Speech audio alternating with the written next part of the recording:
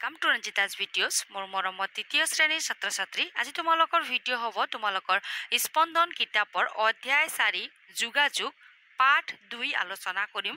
পাঠ 1 আলোচনা কৰা ভিডিঅ' মোৰ চেনেলত আছে। তোমালোকে এতিয়ালৈকে চোৱা নাই যদি চাই ল'ব পাৰিবা। আটাইবোৰ ক্ৰিয়াকলাপৰ প্ৰশ্ন উত্তৰ ভিডিঅ' আলোচনা কৰা ভিডিঅ' আছে মোৰ চেনেলত চাই ল'বা। এতিয়া আমি আলোচনা কৰিম পাঠ 2। পাঠ 2 দিয়া হৈছে খবৰৰ টোপোলা পাঠৰ আটাইবোৰ ক্ৰিয়াকলাপত দিয়া প্ৰশ্নৰ উত্তৰবোৰ আলোচনা কৰিম। পাঠ ভিত্তিক ক্ৰিয়াকলাপ 1 নং কওঁ আৰু লিখো আহা। ক ছবি অঁকাত উদগনি বঁটা কোনে পাইছিল? উত্তৰবোৰ আটাইবোৰ আলোচনা কৰিম। প্ৰথমতে মই তোমালোকক প্ৰশ্নৰ উত্তৰ মাতি শুনাম। মই লিখিয়ে ৰাখিছোঁ। মই তোমালোকৰ কাৰণে আগতীয়াকৈ লিখিয়ে ৰাখোঁ আগৰ দৰে। পিছত মই লিখাখিনিও মই তোমালোকক মাতি শুনাম। ঠিক আছে। কৰ উত্তৰ হ'ব ছবি অঁকাত উদগনি বঁটা প্ৰদীপ যাদৱে পাইছিল। খ বাতৰি কাকতখন কোন তাৰিখে প্ৰকাশ পাইছে? উত্তৰ বাতৰি কাকতখন 20 জুলাই তাৰিখে প্ৰকাশ পাইছে।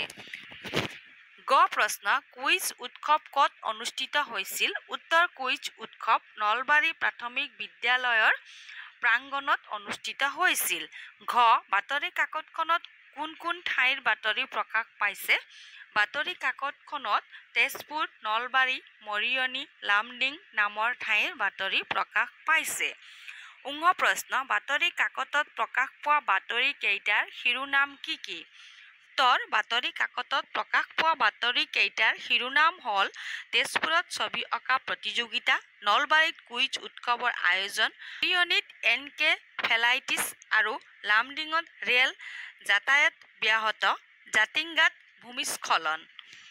প্ৰশ্নৰ উত্তৰ মাতি শুনালো। এতিয়া লিখাখিনিও চাই ল'ম। ক প্ৰশ্ন দিয়া হৈছে ছবি অঁকাত উদগনি বঁটা কোনে পাইছিল? উত্তৰ ছবি অঁকাত উদগনি বঁটা প্ৰদীপ যাদৱে পাইছিল। খ বাতৰি কাকতখন কোন তাৰিখে প্ৰকাশ পাইছে? উত্তৰ বাতৰি কাকতখন 20 জুলাই তাৰিখে প্ৰকাশ পাইছে। গ কুইজ উৎসৱ ক'ত অনুষ্ঠিত হৈছিল? উত্তৰ কুইজ উৎসৱ নলবাৰী প্ৰাথমিক বিদ্যালয়ৰ প্ৰাংগণত অনুষ্ঠিত হৈছিল। ঘ বাতৰি কাকতখনত কোন কোন ঠাইৰ বাতৰি প্ৰকাশ পাইছে? উত্তৰ বাতৰি কাকতখনত তেজপুৰ, নলবাৰী, মৰিয়নি, লামডিং নামৰ ঠাইৰ বাতৰি প্ৰকাশ পাইছে। উঙ প্ৰশ্ন বাতৰি কাকতত প্ৰকাশ পোৱা বাতৰি কেইটাৰ শিৰোনাম কি কি? উত্তৰ বাতৰি কাকতত প্ৰকাশ পোৱা বাতৰি কেইটাৰ শিৰোনাম হ'ল তেজপুৰত ছবি অঁকা প্ৰতিযোগিতা, নলবাৰীত কুইজ উৎসৱৰ আয়োজন, মৰিয়নিত এনকেফেলাইটিছ আৰু লামডিঙত ৰেল যাতায়াত ব্যাহত, জাতিংগাত ভূমিস্খলন। তোমালোকে প্ৰশ্নৰ উত্তৰ ইয়াৰে পৰা লিখি ল'ব পাৰিবা। তোমালোকৰ উত্তৰ বহীত প্ৰশ্নৰ উত্তৰ লিখি থৈ দিবা, তেতিয়া তোমালোকক মুখস্থ কৰিবলৈ সুবিধা হ'ব। এতিয়া আমি আলোচনা কৰিম 3 নং প্ৰশ্নত দিয়া হৈছে ভাষা অধ্যয়নত অভিধান চাওঁ আহা। ক শিক্ষকৰ সহায়ত অভিধানত বিচাৰি তলত দিয়া শব্দ কেইটাৰ অৰ্থ লিখো আহা। শব্দ দিয়া হৈছে অভিধান চাই অৰ্থ লিখিবলৈ দিয়া হৈছে। মই লিখিয়ে ৰাখিছোঁ। এবাৰ চাই ল'ম। কৰ্মশালা, সাহিত্য শিল্প আদি বিবিধ বিষয়ৰ অনুশীলন কৰা ঠাই, মানপত্ৰ, অভিনন্দনসূচক পত্ৰ, আয়োজন, প্ৰস্তুতি চলোৱা কাৰ্য, বিশিষ্ট, গুৰুত্বপূৰ্ণ বা বিশেষ, প্ৰাংগণ, কোনো ঠাইৰ সমূহ ভাগ, বিজয়, জয়যুক্ত। তোমালোকে ইয়াৰে পৰা লিখি ল'বা। ঠিক আছে। এতিয়া আমি আলোচনা কৰিম। খ দিয়া হৈছে অভিধানত বিচাৰি একে অৰ্থ বুজোৱা দুটাকৈ শব্দ লিখো আহা, অৰ্থাৎ সমাৰ্থক শব্দ। ঠিক আছে। একে অৰ্থ বুজোৱা শব্দ সমাৰ্থক শব্দ। গ্ৰীষ্মকাল, গৰমকাল আৰু জকাল, অন্ত, সমাপ্তি, শেষ, স্থায়ী, অবিচল, চিৰন্তন, বিদ্যালয়, পাঠশালা, পঢ়াশালী, প্ৰদান, দান, অৰ্পণ, মুকলি, খোলা, মুক্ত। ইয়াৰে পৰা লিখিবা। মই কলম ব্যৱহাৰ কৰিছোঁ যাতে তোমালোকে লিখাখিনি বুজি পাবা বুলি। 4 নঙত দিয়া হৈছে বাক্য সাজু আহা। বাক্য ৰচনা কৰিবলৈ দিয়া হৈছে প্ৰতিযোগিতা, পুথিভঁৰাল, বিশিষ্ট। এতিয়া আমি বাক্য ৰচনা আলোচনা কৰিম। সাজু আহা প্ৰতিযোগিতাখনত বিজয়ীসকলক বঁটা আৰু মানপত্ৰ প্ৰদান কৰা হয়। পুথিভঁৰাল আমাৰ গাঁৱত এখন পুথিভঁৰাল আছে। বিশিষ্ট এই অনুষ্ঠানটোত বহু বিশিষ্ট ব্যক্তি উপস্থিত আছিল।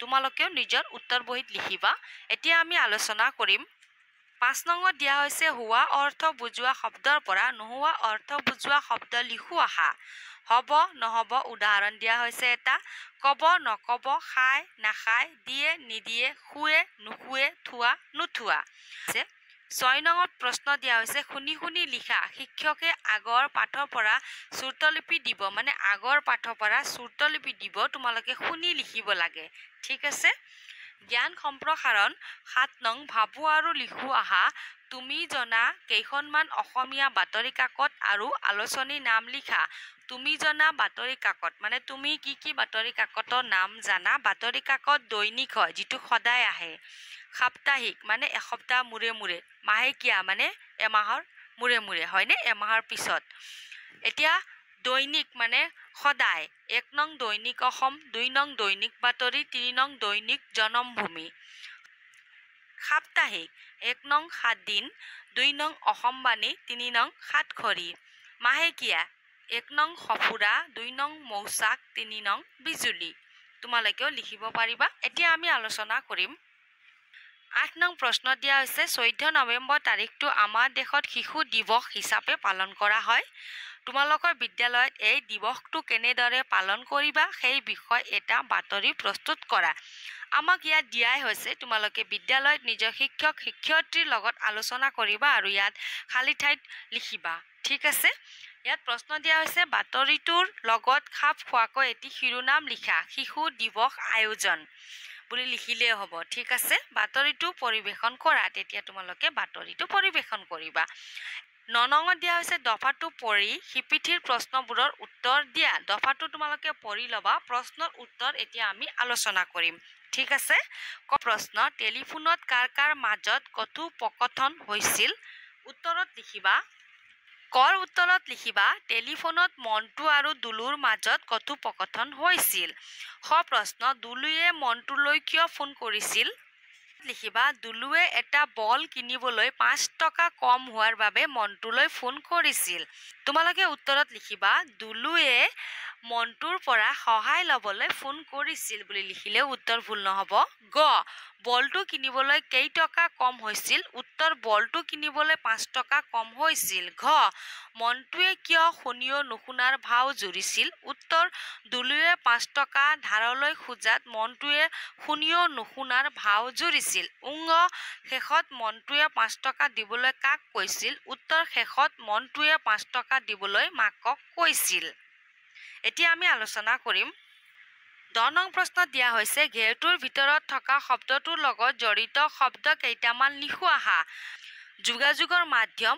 মোবাইল ফোন আমি আগৰ পাঠত পঢ়ি আইছিলো হয়নে যোগাযোগৰ মাধ্যম চিঠি বাতৰি কাকত ৰেডিঅ মেইল টেলিভিছন আৰু দুটা তোমালোকে লিখিবা ঠিক আছে ইন্টাৰনেট লিখিব পাৰা আৰু এটা ভাবি লিখিবাচোন তোমালোকে নিজৰ ফালৰ পৰা কিয়নো আমি আগত যোগাযোগৰ মাধ্যম পাঠ আলোচনা কৰি আহিছো ঠিক আছে ইয়াত দিয়া হৈছে হাতে কামে কৰো আহা বাতৰি কাকতত অকনিৰ হিতানত প্ৰকাশিত দ্বিতীয় আৰু তৃতীয় শ্ৰেণীৰ ছাত্ৰ ছাত্ৰীয়ে ক অকা ছবি খ লিখা পদ্য গ সাথৰ ঘ সাধাৰণ জ্ঞানৰ কথা উঙ্গ মহৎ লোকৰ বাণী সংগ্ৰহ কৰি এলবাম প্ৰস্তুত কৰো আহা তোমালোকে বাতৰি কাকত চাবা আৰু ইয়াত দিয়া তোমালোকে চাবা আৰু ইয়াত এলবাম প্ৰস্তুত কৰি লবা ঠিক আছে আশা ৰাখিছো মৰমৰ ছাত্ৰ ছাত্ৰী তোমালোকে আজিৰ ভিডিঅ বুজি পাইছা বুলি নতুনকৈ আইছা যদি চেনেল সাবস্ক্ৰাইব কৰি থৈ দিবা নতুন ভিডিঅ নটিফিকেশন পাই থাকিবা তোমালোকৰ নতুন ভিডিঅ হ'ব অধ্যায় 5